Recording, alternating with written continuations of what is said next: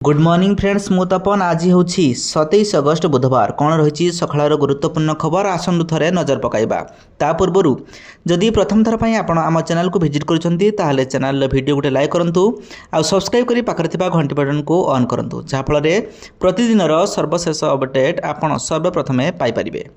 चाषी को राज्य सरकार नुआखाई भेटी राज्य सरकार सीएम कुशल योजनार किस्ती आज प्रदान कर 28 तारिख में नुआखाई पड़ुवर तार पूर्व दिन यह प्रदान कर प्रति चाषी बैंक खाता को सीधा सड़क 2000 टंका लेखाएं पठाଯିବ। यह द्वारा ओडिशा रे 52 लाख क्षुद्र व नाममात्र चाषी उपकृत हेबे। एही योजना रे राज्य सरकार दुईटी किस्ती रे 4000 टंका प्रदान करिथांती। राज्य सरकार सीएम किसान योजनार किस्ती आज प्रदान करिवे।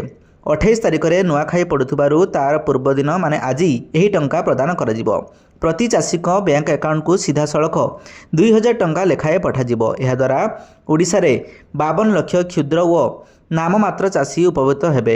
एही योजना रे राज्य सरकार दुईटी किस्ती रे 4000 टंका प्रदान करिवे। सूचनायोग्य गत वर्ष नुआखाई अवसर में राज्य सरकार सीएम किसान योजनार प्रथम किस्ती प्रदान करथिले। आज एने कृषि व कृषक संसदीकरण विभाग दायित्व थिबा उपमुख्यमंत्री कनक वर्धन सिंहदेव व समस्त जिलापाल सह आलोचना करी एही टंका आपनकु प्रदान करिवे। परवर्ती खबर 29 तारिख को छुट्टी घोषणा कले राज्य सरकार। नुआखाई पर्व उपलक्षे राज्य सरकार एही दिन को छोट घोषणा करिसेंती। एही दिन समस्त सरकारी कार्यालय बंद रहिबो। ता सहित राजस्व एवं मजिस्ट्रियल कोर्ट कार्यगुड़िक मध्य छुट्टी रहिबो। तेबे नुआखाई परदिन मध्य पश्चिम ओडिशावासी खूब गुरुत्वपूर्ण।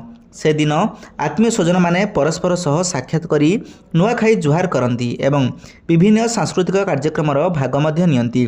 पारिवारिक सामाजिक व सांस्कृतिक ऐतिह्य को सुरक्षित करने दिगरे यह एक महत्वपूर्ण दिन अटे। यह दृष्टि रखी मुख्यमंत्री श्री मोहन चरण माझी चलित वर्ष नुआखाईर परदिन अर्थात 29/8/2025 शुक्रवार दिनटी को समस्त सरकारी कार्यालय तथा मजिस्ट्रियल कोर्ट पाई छुट्टी घोषणा करिसेंती। यह परिवर्ते सेप्टेम्बर 13 तारिख द्वितीय शनिवार को कार्य दिवस भावे घोषणा मध्य करा जायछि। परवर्ती खबर राज्य में शेष है खरीफ धान पंजीकरण। चलित वर्ष रेकर्ड संख्यक चाषी पंजीकरण करिसेंती। 19,67,000 चाषी पंजीकरण करिथिबा जणा पड़िछि। गत वर्ष 17,50,000 चाषी पंजीकरण करथिले। जुलाई 19 तारिख पंजीकरण प्रक्रिया आरंभ होइथिबा बेले अगस्त 25 तारिख में यह शेष होइछि।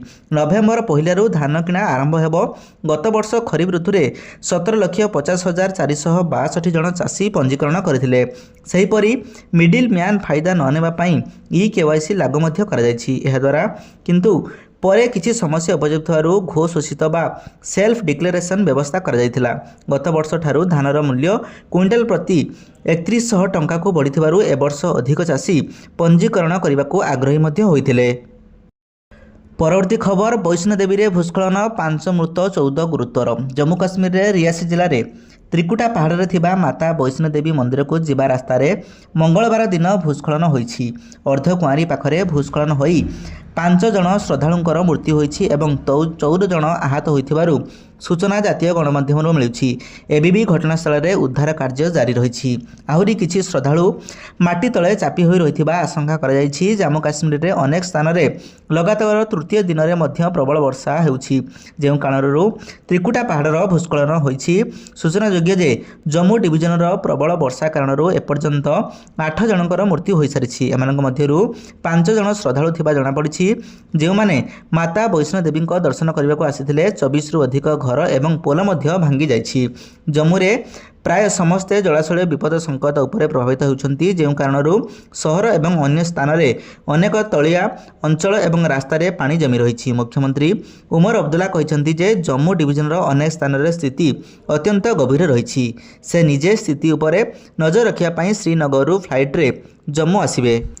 परवर्ती खबर गणेश पूजा रे डीजे ब्यान। पार्वण ऋतु पूर्व कठोर है कमिशनरेट पुलिस पूजा जारी है स्वतंत्र गाइडलाइन। 40 वर्ष गणेश पूजा बाजी पारिबनी डीजे साउंड लिमिट रे बजाई पारिबे भक्ति गीत।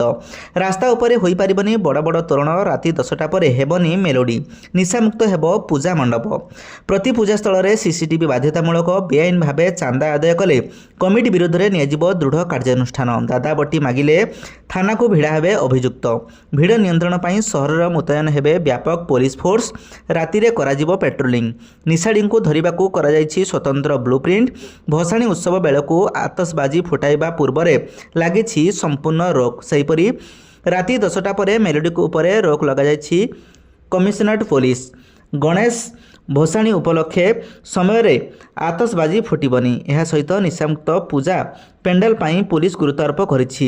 ତେବେ ପୂଜା ମହଲକୁ ଦୃଷ୍ଟିରେ ରଖି କମିଶନରେଟ୍ ପୋଲିସ ପକ୍ଷରୁ ବ୍ୟାପକ ବ୍ୟବସ୍ଥା କରାଯାଇଛି। ଖାସ୍ କରି ଭିଡ଼ ନିୟନ୍ତ୍ରଣ ପାଇଁ ସ୍ୱତନ୍ତ୍ର ପଦକ୍ଷେପ ନେବ କମିଶନରେଟ୍ ପୋଲିସ।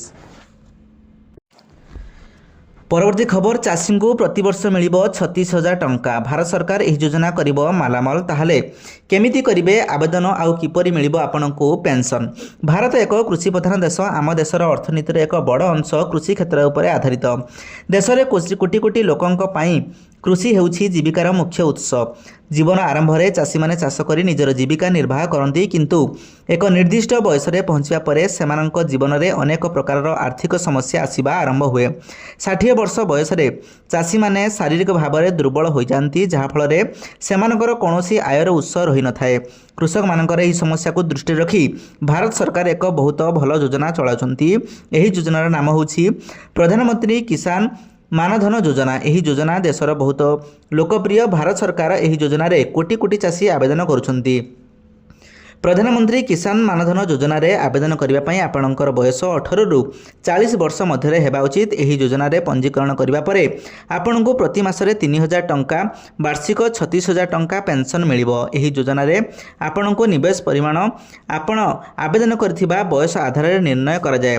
ଯଦି ଜଣେ ଚାଷୀ 18 ବର୍ଷ ବୟସରେ ଏହି ଯୋଜନା ଆବେଦନ କରନ୍ତି, ତେବେ ତାଙ୍କୁ ପ୍ରତି ମାସରେ 55 ଟଙ୍କା ନିବେଶ କରିବାକୁ ପଡ଼ିବ। ଯଦି ଜଣେ ଚାଷୀ 40 ବର୍ଷ ବୟସରେ ଆବେଦନ କରନ୍ତି, ତେବେ ତାଙ୍କୁ ପ୍ରତି ମାସରେ 200 ଟଙ୍କା ନିବେଶ କରିବାକୁ ପଡ଼ିବ।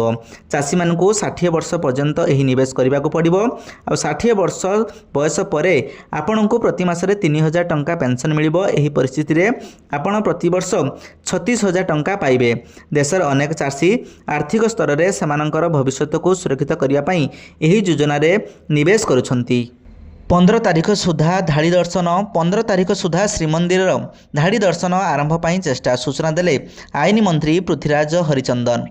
ଗଠନ ହେଲା ଶ୍ରୀମନ୍ଦିର ପରିଚାଳନା କମିଟି। ପରିଚାଳନା କମିଟିରେ ରହିବେ 10 ଜଣ ସଦସ୍ୟ। ଆସନ୍ତା 15 ତାରିଖ ସୁଦ୍ଧା ଧାଡ଼ି ଦର୍ଶନର ପ୍ରକ୍ରିୟା ଆରମ୍ଭ ହେବ। ପରିଚାଳନା କମିଟି ଗଠନ ପରେ ପ୍ରଥମ ବୈଠକରେ ହୁଣ୍ଡି ସ୍ଥାନାନ୍ତରଣ ପାଇଁ ଏକ ସୁପାରିଶ କରିବେ। ରାଜ୍ୟ ସରକାର ତାହାକୁ ଅନୁମତି ଦେବା ପରେ କାମ କରିବା ଆରମ୍ଭ ହେବ। ଯାହା ସବୁ ବାକି ରହିଯାଇଛି ତାହା ଆଗକୁ ଖୁବ୍ ଶୀଘ୍ର ହେବ। ଓଡ଼ିଶାରେ ଜଣାଶୁଣା ଥିବା ଲୋକମାନଙ୍କୁ ନିଆଯାଇଛି ଏହି କମିଟିରେ। କୌଣସି ଜାତି ବର୍ଗ ନିର୍ବିଶେଷରେ ଏହି ନିଷ୍ପତ୍ତି ନିଆଯାଇ ନାହିଁ। ତେଣୁ 15 ତାରିଖ ସୁଦ୍ଧା ଧାଡ଼ି ଦର୍ଶନ କରି ମହାପ୍ରଭୁଙ୍କ ଦର୍ଶନ କରିପାରିବେ। ପରବର୍ତ୍ତୀ ଖବର, ରାଜ୍ୟରେ ବିଭିନ୍ନ ଜିଲ୍ଲାକୁ ପ୍ରବଳ ବର୍ଷା ନେଇ ଆଲର୍ଟ ଜାରି। ଆଗାମୀ 48 ଘଣ୍ଟା ମଧ୍ୟରେ ସକ୍ରିୟ ଘୂର୍ଣ୍ଣିବଳୟ ଦୃଶ୍ୟରେ ଲଘୁଚାପରେ ପରିଣତ ହେବ। ତାହାର ପ୍ରଭାବରେ ଆଗାମୀ 31 ତାରିଖ ପର୍ଯ୍ୟନ୍ତ ବର୍ଷା ରାଜ୍ୟରେ ଲାଗି ରହିବ। ଆସନ୍ତା 24 ଘଣ୍ଟା ପାଇଁ ମାଲକାନଗିରି ଓ କୋରାପୁଟ ଜିଲ୍ଲାରେ ଭୀଷଣ ବର୍ଷା ନେଇ ରେଡ୍ ଆଲର୍ଟ ଜାରି କରାଯାଇଛି। ଏହାସହ ଗଣେଶ ପୂଜାରେ ବର୍ଷା ହେବ ବୋଲି ପାଣିପାଗ ବିଭାଗ ପକ୍ଷରୁ ଆକଳନ ମଧ୍ୟ କରାଯାଇଛି। ପାଣିପାଗ କେନ୍ଦ୍ର ପକ୍ଷରୁ କୁହାଯାଇଛି, ନବରଙ୍ଗପୁର, ରାୟଗଡ଼ା, କଳାହାଣ୍ଡି, ଗଜପତି ଜିଲ୍ଲାର ପ୍ରବଳରୁ ଅତି ପ୍ରବଳ ବର୍ଷା ନେଇ ଜାରି ହୋଇଛି ଅରେଞ୍ଜ ଆଲର୍ଟ। ବାକି ସମସ୍ତ ଜିଲ୍ଲାର ପ୍ରବଳ ବର୍ଷା ହେବାର ସମ୍ଭାବନା ଥିବାରୁ ୟେଲୋ ଆଲର୍ଟ ଜାରି କରାଯାଇଛି। ଆସନ୍ତାକାଲି ମାଲକାନଗିରିରେ ଅତି ପ୍ରବଳ ବର୍ଷା ନେଇ ଅରେଞ୍ଜ ଆଲର୍ଟ ଜାରି ହୋଇଥିବା ବେଳେ ବାକି 29 ଜିଲ୍ଲାରେ ହଳଦିଆ ଚେତାବନୀ ଦିଆଯାଇଛି। ଲଘୁଚାପ ପ୍ରଭାବରେ ରାଜ୍ୟରେ ବର୍ଷା ସହ ପବନ ଅଧିକ ରହିବ। ସମୁଦ୍ର ଅଶାନ୍ତ ରହିବାର ସମ୍ଭାବନା ଥିବାରୁ 5 ଦିନ ପର୍ଯ୍ୟନ୍ତ ମତ୍ସ୍ୟଜୀବୀମାନଙ୍କୁ ସମୁଦ୍ର ଯିବାକୁ ମନା ହୋଇଛି। ପରବର୍ତ୍ତୀ ଖବର, 8 ପେ କମିଶନ କର୍ମଚାରୀଙ୍କୁ ବଡ଼ ଝଟକା। 2028 ପୂର୍ବରୁ ବଢ଼ିବନି ଦରମାକାଇ ପେନ୍ସନ୍। ଅଷ୍ଟମ ବେତନ କମିଶନ ଲାଗୁ କରିବା ପାଇଁ ରାଜ୍ୟ ସରକାର, ପ୍ରତିରକ୍ଷା ମନ୍ତ୍ରାଳୟ ଓ ଗୃହ ମନ୍ତ୍ରାଳୟ ସହ ଆଲୋଚନା ଆରମ୍ଭ କରିଛନ୍ତି କେନ୍ଦ୍ର ସରକାର। କିନ୍ତୁ 8ତମ ବେତନ କମିଶନ ଲାଗୁ ହେବା ନେଇ ବଡ଼ ଅପଡେଟ୍ ସାମ୍ନାକୁ ଆସିଛି। 2028 ମସିହା ଯାଏ 8ତମ ବେତନ କମିଶନ କାର୍ଯ୍ୟକାରୀ ନ ହୋଇପାରେ ବୋଲି କିଛି ଜାତୀୟ ଗଣମାଧ୍ୟମରେ ଖବର ପ୍ରକାଶ ମଧ୍ୟ ପାଇଛି। ତେବେ 2028 ପୂର୍ବରୁ ଅଷ୍ଟମ ବେତନ ଆୟୋଗ ଲାଗୁ ନେବା ନେଇ ଆଶଙ୍କା ଦେଖାଯାଇଥିଲା। କେନ୍ଦ୍ର ସରକାର ଏହାକୁ ନେଇ ଆଲୋଚନା ଜାରି ରଖିଛନ୍ତି, କିନ୍ତୁ କୌଣସି ଠୋସ୍ ପଦକ୍ଷେପ ନିଆଯାଇ ନାହିଁ। केंद्रीय कर्मचारी व पेंशनभोगी आशा रखिथिले कि 2026 जनवरी 1 तारिखରୁ दरमा वृद्धि पाइब किंतु ଏହା ହେବାର ସମ୍ଭାବନା ନାହିଁ। ବିଭିନ୍ନ କାରଣରୁ ଏବେ ଅଷ୍ଟମ ବେତନ କମିଶନ କାର୍ଯ୍ୟକାରୀ ହେବ ନାହିଁ ବୋଲି କୁହାଯାଇଛି। ଚଳିତ ବର୍ଷ ଜାନୁଆରୀ ମାସରେ ଅଷ୍ଟମ ବେତନ ଲାଗୁ ହେବା ନେଇ ଘୋଷଣା କରାଯାଇଥିଲା କିନ୍ତୁ ଏ ନେଇ ପ୍ରକ୍ରିୟା ଶେଷ ହୋଇନାହିଁ। ଦରମା ଓ ପେନ୍ସନର ସଂଶୋଧନ ହେବାକୁ ଥିବାରୁ ଏବଂ ଅନ୍ୟାନ୍ୟ କାରଣ ପାଇଁ ଏହା ବିଳମ୍ବ ହେବାର ପରବର୍ତ୍ତୀ ଖବର ଆସିବ ସିଏମଙ୍କ କଲ୍। ରାଜ୍ୟରେ ଆରମ୍ଭ ହେଲା ଆମ ଶାସନ ବ୍ୟବସ୍ଥା। ମୁଖ୍ୟମନ୍ତ୍ରୀ ମୋହନ ଚରଣ ମାଝୀ ଶୁଭାରମ୍ଭ କରିଛନ୍ତି। ଲୋକଙ୍କ ମତାମତ ଆଧାରରେ ନୀତି ନିର୍ଦ୍ଧାରଣ ହେବ। ସାଧାରଣ ଲୋକଙ୍କୁ ଫୋନ୍ କରି ମତାମତ ଦେବେ ମୁଖ୍ୟମନ୍ତ୍ରୀ ମୋହନ ଚରଣ ମାଝୀ। ସରକାରଙ୍କ ସେବା କିଭଳି ମିଳୁଛି ସେ ବାବଦରେ ଫିଡବ୍ୟାକ୍ ନେବେ। ଶାସନକୁ ଲୋକାଭିମୁଖୀ କରିବାକୁ ରାଜ୍ୟ ସରକାର ଏକ ପଦକ୍ଷେପ ନେଇଛନ୍ତି।